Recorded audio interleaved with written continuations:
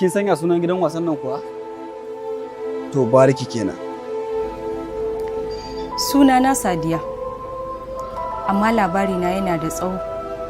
Sannan babu wani abu da zaka tsinta na daɗi a cikinsa face ɓacin rai. Ina so na ga na zama jarumar fina-finan Hausa ne. Wa ya gaya miki wannan hanyar da ka biyo ita ce hanyar da zaki zama jaruma? Superstar. Producer. Na aiko dan su mala kira kika ce mun baki. Shine ka zo da kanka dan ka wulakanta ni? Look, kin ga fa biyan ki nake. Nawa ne kuɗin naku? Ina 100 ne ko? To na fasa yin aikin.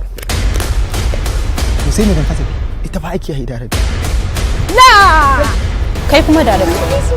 Ina son ka kwana da sanin cewa idan aka kawo maka aiki nan gaba ba zan yi ba. Nayi zamani da dozin irinki. Yau ina Mansura Isa, ina Safiya Musa, ina Meji da Ibrahim. Duk suna can sun gama da kowa lafiya saboda su irin wannan izzar da jiji da kai da kike yi ba.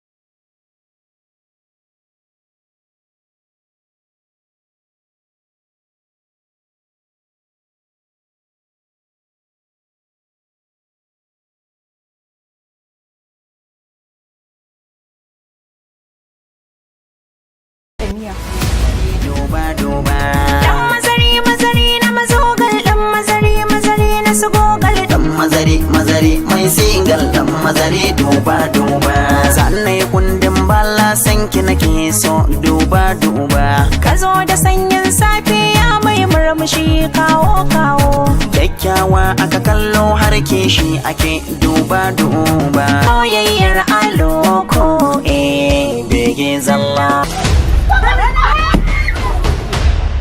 Idan kwaɗayin mutuwa jiki don Allah ki shiga gidan. Yarka ta yi sata? Ba ta yi ba. Yarka ta yi karuwanci? Ba ta yi ba. Yarka ta yi shirka? Ba ta yi ba.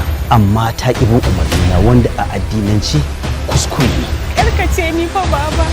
Wallahi zan ce miki Allah ya isa idan kika ƙara kirana da sunan baba.